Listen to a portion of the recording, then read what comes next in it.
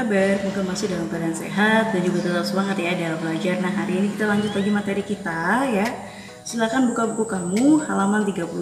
Hari ini kita belajar IPA dan kita kemarin sudah belajar tentang proses perubahan dari wujud benda ya, dari padat, cair, dan gas. Dan kemarin ada yang namanya melepas kalor dan ada yang menyerap kalor. Nah, yang dimaksud kemarin adalah menyerap kalor, artinya dia memerlukan panas untuk mengubah wujudnya ya. Dan itu terjadi pada proses mencair, menguap, dan menyublim.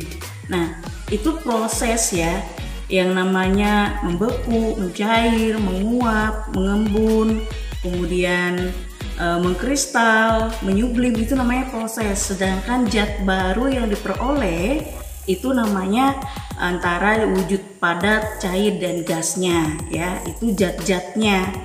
Dan kemarin kalian sudah mengerjakan tugas itu. Bu harap dari apa yang sudah kalian kerjakan, kalian benar-benar memahami makna melepas dan menyerap kalor. Nah, untuk hari ini kita akan melihat bagaimana membandingkan berbagai perubahan wujud benda. Kalau pertemuan kita yang kemarin kan di halaman 11, di sana ada proses atau contoh peristiwa untuk yang mencair, menguap, dan menyublim. Nah, sedangkan di buku halaman 32 ya ada proses yang namanya disebut dengan membeku, mengembun, dan mengkristal atau mendeposisi. Nah, dari perubahan yang kemarin ya, apa yang sudah kita pelajari kemarin, bahwa ada yang namanya menyerap kalor, ada yang melepas kalor ya. Nah, menyerap kalor artinya kan mengambil atau dengan adanya panas maka dia berubah wujudnya ya, dimana perubahan wujudnya ini diakibatkan adanya pengaruh dari penyerapan kalor itu atau dengan pemberian kalor atau panas tadi ya, sehingga dia berubah wujudnya ya, misalnya dari padat menjadi cair. Artinya yang semulanya dia bentuknya padat ya, kemudian diberi kalor maka dia bentuknya akan mencair. Nah, itu perubahan yang terjadi kalau dia menyerap kalor. Sedangkan sebaliknya, kalau dia melepas kalor artinya dia tidak memerlukan panasnya untuk membentuk zat baru, tapi dia memerlukan dinginnya. Contohnya misalnya proses membeku kan, kalau dia membeku kan dari yang cair ke padat, artinya perubahannya inilah dia memerlukan yang namanya suhunya lebih rendah atau tidak memerlukan panas ya. Nah, di buku kamu pun di halaman 32 ini ada sebuah diagram ya. Bisa kalian lihat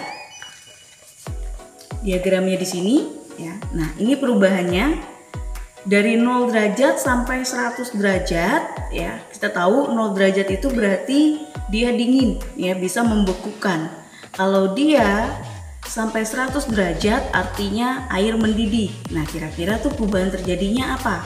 Ya, dari proses 0 derajat Celcius sampai 100 derajat Celcius, dan sebaliknya dari 100 derajat Celcius ke 0 derajat Celcius itu perubahan apa aja sih yang terjadi ya.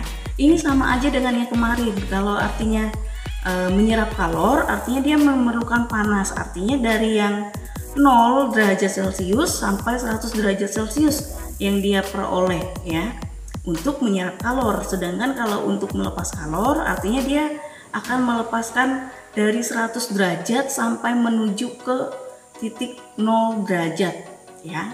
Paham ya sampai sini? Jadi kalian akan melihat bagaimana sih isi dari proses ini. Coba kalian isi di buku latihan kamu ya, berdasarkan dari apa yang sudah kita bahas kemarin dan penjelasan ibu tadi yang lebih menekankan arti dari menyerap kalor dan melepas kalor ya.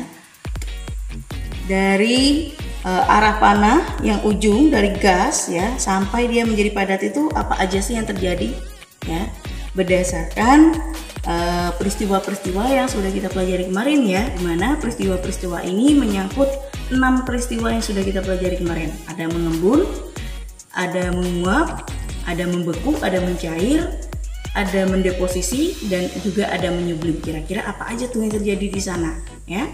Oke, silahkan kalian lengkapi di buku latihan kamu dan dikumpulkan. Ingat, Yang perlu kamu ingat adalah prosesnya. Di sana kan ada 0 sampai 100 derajat, artinya dari yang dingin sampai yang paling tinggi suhunya, dan yang sebaliknya adalah dari yang tinggi suhu sampai yang ke titik 0 derajat ya. Oke, sampai di sini dulu pertemuan kita hari ini. Ingat, tetap sehat, tetap semangat, selalu jalankan protokol kesehatan untuk menjaga kesehatan kita sendiri dan orang-orang di sekitar kita dengan selalu menjalankan protokol kesehatan, yaitu menggunakan masker, mencuci tangan dengan sabun, menjaga jarak, dan menghindari kerumunan. Sampai di sini dan sampai jumpa.